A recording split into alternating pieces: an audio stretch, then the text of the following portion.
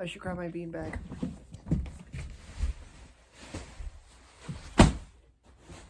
All right. So,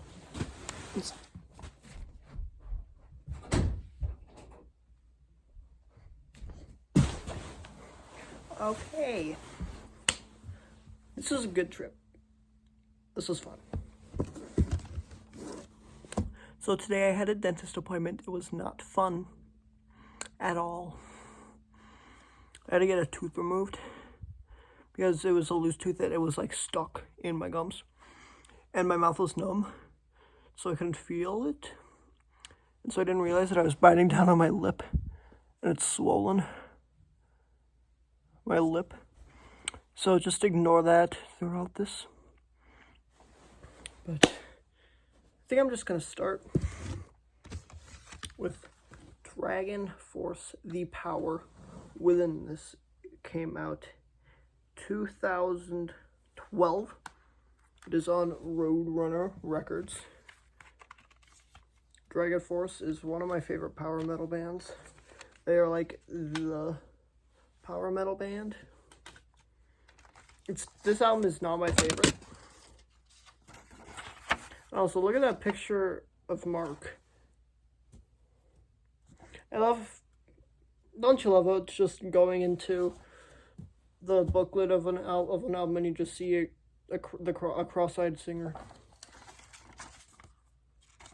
It's fun. Definitely fun. And then you got Mr. Clean staring into your soul. But it's definitely not my favorite Dragon Force album. But hey, still good. And I only have 2 other Dragon Force albums. Sonic Firestorm and Inhuman Rampage. So it's nice that I have this now. And now, Queensryche, Rage for Order. This was put out 1986. It is on EMI. I am a huge fan of Queensryche. They are very cool. And I can really never find this album. It's hard to find. In the record store I went to had 2 copies of it. So I just grabbed this copy because it was less scratched. And it's not my favorite Queensryche album. It's definitely Rage for Mindcrime. But I mean, Rage for Order is probably my second favorite. It is incredible. And I finally have every classic Queensryche album. I don't have the EP, but I still have all the classic albums, which is nice. And then we got some neat things. So for a while, I had this copy of Lucifuge by Danzig. And the problem with it is that in Long Way Back from Hell, the opening song, about a minute and a half in, there's a ton of skipping. So that's like, come on. I still have it. But this is the only Danzig album I had for a while. Then at this record store, they literally had all of the first 4 Danzig albums. And so naturally, I picked up the 3 ones I didn't have. Since I already had Lucifuge, and they had a copy of it, I just got 1, 3, and 4. Starting with the first album, this was put out in 1988. It is on Universal and American. It is on American, and this was Danzig's 3rd big band after Misfits and Samhain. The thing I like about Danzig albums is they always have extended artwork.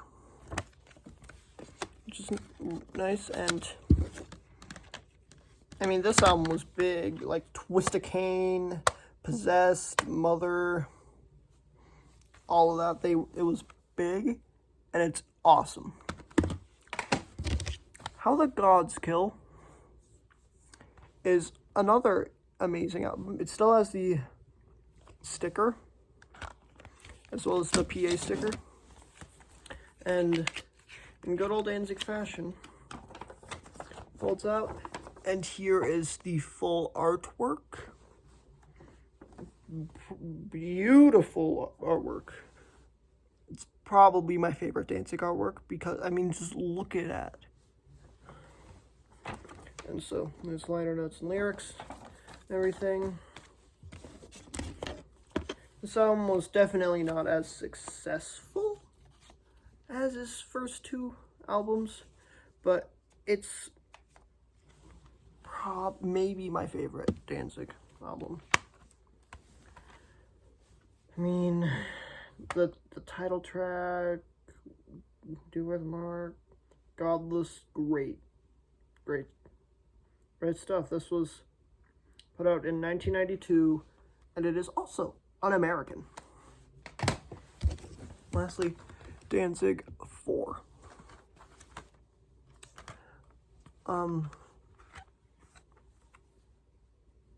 Meh. It's not as bad as Black Acid Devil. That's for sure. They had that album, but it was only on vinyl. Who would want Black Acid Devil on vinyl? It sucks. This is also un-American. And of course, here is the full artwork.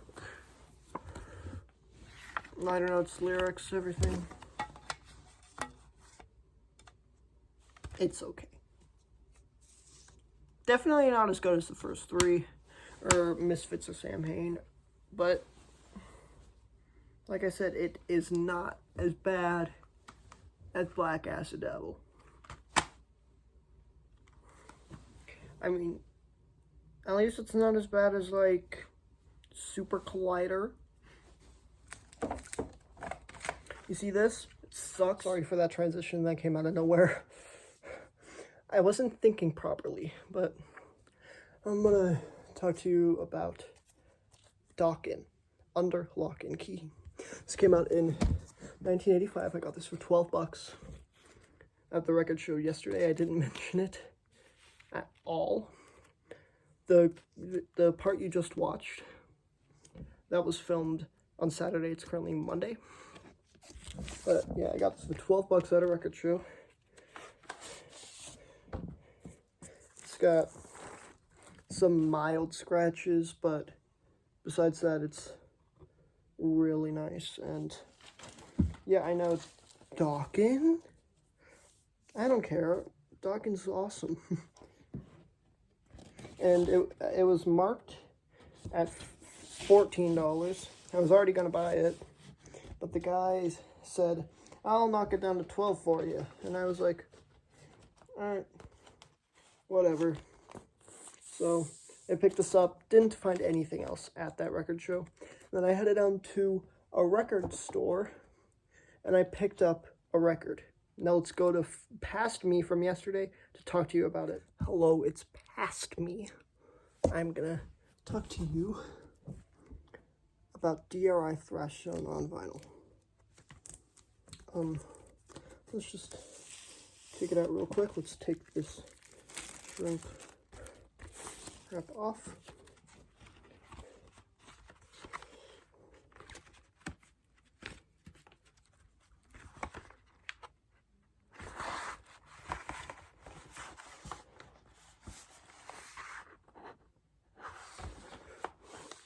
Here is the download card,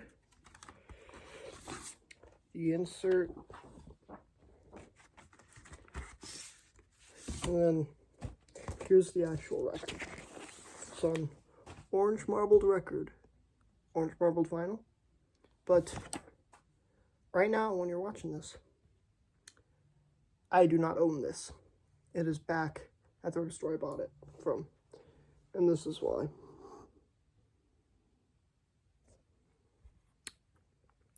can see that this is where the hole's supposed to be, and it's right here. You can see right here, the label is covering up some of the grooves. And so I played this. And then during the last part of Abduction, which is the last song on the album, the needle, the stylus, is going over the label. So it just stops and then comes back. Stops and then comes back. Stops and then comes back. So tomorrow, I'm going to be returning this for Four of a Kind by DRI. And we're going to cut to present me holding Four of a Kind right now. All right, thank you very much, past me. I didn't actually get Four of a Kind. They did have it at the record store, but it was like I think $8 more than Thrash Zone. So instead, Obituary, Dying of Everything. This is the brand new Obituary album that just came out last month. And this was about the same price as that DRI record, and it's also a gatefold. Here is the full artwork, and then here's the inside. Looks pretty good. And then here's the record itself, and it's also orange. It's also an orange vinyl. Yeah, Four of a Kind, it was too expensive, so I got Obituary instead. This is my only Obituary album. So it's nice that it's their newest album, and it's on vinyl. It's on this really cool orange vinyl, and I saw on the sticker when I bought it that only 400 of this specific pressing was made, and I'm happy I got my hands on it. I listened to it right after, and it's a very good album. They did a very good job with this. And I'm a huge fan of the artwork. It sucks that the guy who made this artwork died last year, before the album even came out, which is so unfortunate. It sounds just like Obituary. If you're a fan of Obituary or death metal in general, definitely give it a listen. And if you can manage to get this on vinyl, see if you can get it. And I know that this is a little bit longer than usual, but it's because of the situation I had with that DRI album. So I'll see you guys again later. And I'm glad that this label is centered.